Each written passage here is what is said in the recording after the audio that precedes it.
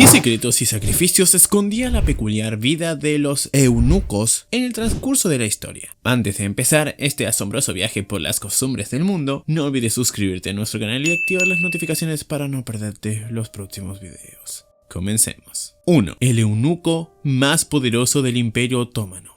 En 1574, el sultán Murad III nombró a Qabas Mehmed Aga como el primer Kislar Aga, un cargo destinado a controlar el creciente harén imperial. Hasta entonces, los eunucos blancos provenientes de los Balcanes y el Cáucaso dominaban la vigilancia, pero con más de 1000 eunucos en el palacio de Topkapi era hora de un cambio. Según el orientalista Clifford Bosworth, este puesto se convirtió en el más influyente del palacio, solo superado por el sultán, el gran visir y el sheikh ul-Islam, un poder absoluto entre secretos y sedas. 2. El comercio de esclavos árabes, una historia que pocos cuentan. Aunque solemos escuchar sobre la trata transatlántica, los árabes fueron los primeros en esclavizar a millones de africanos. Según el historiador Paul Lovejoy, alrededor de 9,85 millones de personas fueron enviadas como esclavos a Arabia y en menor medida a la India. Además, unos 4,1 millones cruzaron el Mar Rojo hacia el Golfo Pérsico. Duncan Clark, en su libro Esclavos y Esclavitud, señala que este comercio fue liderado principalmente por musulmanes, con algunas excepciones portuguesas y francesas. Una oscura y enorme red de explotación que marcó siglos de historia. 3. Los niños del canto eterno. La historia de los castrati. En el Renacimiento, el talento musical tenía un precio muy alto, y no hablamos de dinero. Desde el siglo XVI, en Italia, algunos niños eran castrados para conservar sus voces agudas y angelicales, convirtiéndose en los famosos castrati. El Vaticano los adoraba, tanto que el Papa Inocencio XI prohibió a las mujeres cantar en 1688, dejando el escenario a estos peculiares artistas. Aunque se decía que las castraciones eran accidentes como caídas o ataques de jabalíes, la verdad es que muchas familias lo hacían a propósito, buscando fama y fortuna para sus pequeños prodigios. 4. La carrera de un eunuco, de aprendiz a guardián del poder. Ser eunuco en el Imperio Otomano no era solo custodiar puertas o vigilar a nenes, era toda una carrera. Según H.A.R. Gibb y Harold Bowen, los recién llegados eran presentados al Kislar Aga y comenzaban como asistentes de eunucos de mayor rango. El ascenso llegaba con tiempo y vacantes, siempre que destacaran en tareas como custodiar al sultán y sus esposas en los jardines del palacio de Topkapi. Además, aprendían idiomas, religión y protocolo, de sirvientes a guardianes del poder imperial. 5. La secta rusa que llevó la fe al extremo, y las tijeras también. En el siglo XVIII, los Skoptsi, una secta radical de cristianos ortodoxos rusos, llevaron su devoción a niveles insólitos. Se castraban. Todo comenzó en 1757, cuando su fundador, Andrei Ivanov, decidió autocastrarse junto a 13 seguidores. El resultado, arresto y deportación a Siberia. Pero el culto sobrevivió. Campesinos y clase media se unieron, con mujeres que incluso se extirpaban los senos. Entre 1847 y 1866, 755 miembros fueron enviados a Siberia, aunque la secta llegó a tener 5.500 devotos. Stalin casi los erradicó, pero aún persisten pequeños grupos. 6. El lado oscuro de la historia. Eunucos y poder. Imagina un procedimiento tan brutal que solo un 10% sobrevivía: la castración. En el Imperio Otomano, los genitales eran enrollados como embutidos y cortados con un cuchillo afilado. Antes de esto, en China, era un requisito para servir en el Palacio Imperial. Grecia, Roma y Bizancio también lo practicaron. Hasta 1582, los eunucos más importantes del Palacio Otomano eran blancos, pero luego fueron reemplazados por personas de color. Ignatius Mordellea de Oxon, un orientalista armenio del siglo XVIII, escribió que había unos 80 eunucos blancos y 200 de color en el Palacio Otomano.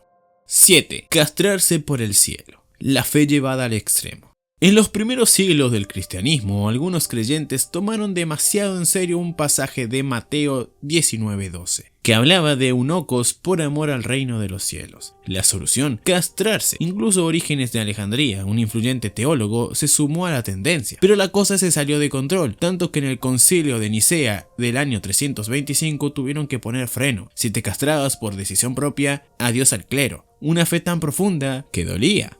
8. Castración, solución o dilema del siglo XXI. ¿Sabías que en pleno siglo XXI la castración sigue siendo una realidad en algunas partes del mundo? En Estados Unidos, 11 estados aplican la castración química y quirúrgica como castigo para delitos sexuales, y algunos agresores incluso la eligen voluntariamente para evitar largas condenas. ¿Realmente es voluntario? El debate sigue abierto. Desde los años 50, Gran Bretaña ofrece la castración química como opción y el famoso matemático Alan Turing, enfrentado a la cárcel por su orientación sexual, optó por ella en 1952. Hoy países como Portugal, Polonia, Australia e India también la utilizan, cada uno con su propia versión. 9.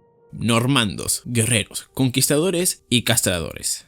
En los siglos XI y XII, los normandos no solo conquistaban tierras, también cortaban más de lo necesario. En el sur de Italia, Sicilia, y tras invadir Inglaterra en 1066, Guillermo el Conquistador aplicó castigos brutales, ceguera y castración para traidores. Pero no solo era por delitos sexuales. Los normandos usaban la castración como una forma de humillar, quitar poder y destruir la identidad masculina de sus enemigos. Así, estos guerreros dejaron claro que su dominio iba más allá de las batallas. Tijeras en mano, imponían respeto. 10. El eunuco que jugó con fuego en Egipto. Potino, el astuto eunuco y consejero de Ptolomeo XIII, no era precisamente un tipo discreto. Metido en una intriga familiar con Cleopatra VII, su hermana y esposa del faraón, desató una guerra civil para que el joven Ptolomeo fuera el mandamás. Potino incluso intentó ganar puntos con Julio César, llevándole la cabeza de Pompeyo el Grande, pero Cleopatra fue más lista. Según cuentan, se envolvió en una alfombra y apareció directamente en el dormitorio de César. El resultado, Potino acabó perdiendo su propia cabeza. 11. El guardián del harén. Poder entre secretos y riquezas. El Kislar Agá no era cualquier funcionario en el Imperio Otomano, era el jefe de los eunucos del harén imperial en Constantinopla. Este cargo, creado en 1574, no solo implicaba custodiar a las mujeres del sultán, sino también manejar fortunas destinadas a las ciudades santas del Islam y las organizaciones benéficas imperiales. Con acceso directo al sultán y envuelto en las intrigas del harén, el Kislar Agá acumulaba riqueza y poder, siendo clave en coronaciones, conspiraciones y caídas de grandes visires. Todo pasaba por sus manos. 12. Eunucos al poder. Los inesperados héroes del Imperio Bizantino. En el Imperio Bizantino, los eunucos no solo cuidaban puertas, también lideraban ejércitos y manejaban la política. Salomón, castrado accidentalmente de bebé, se convirtió en comandante militar en el siglo VI, bajo el emperador Justiniano, reconquistando el norte de África. Y luego está Narsés, quien pasó de guardia imperial a gran chambelán de Justiniano, ganándose su confianza. En los años 550 lideró campañas en Italia contra los ostrógodos y gobernó Rávena como prefecto. ¿Quién diría que la castración abriría tantas puertas en Constantinopla? 13. Cuando Jefferson quiso castigar con tijeras y cuchillos. En 1778, Thomas Jefferson, uno de los padres fundadores de Estados Unidos, tuvo una idea peculiar para reformar las leyes de Virginia. Quería eliminar la pena de muerte en ciertos delitos, pero su propuesta no era precisamente suave. Los hombres culpables de violación, poligamia o sodomía serían castrados, mientras que las mujeres recibirían un corte en el cartílago de la nariz, de media pulgada de diámetro, inspirado en el principio de ojo por ojo. Jefferson buscaba que el castigo impactara justo donde más dolía. ¿Revolucionario o escalofriante? 14. Intrigas y castigos. La caída del poderoso jefe eunuco. En el Imperio Otomano los eunucos no estaban exentos de castigos. Los de menor rango recibían azotes, mientras que los de mayor rango enfrentaban reprimendas o en casos graves exilio a Egipto, Lemnos o Chipre.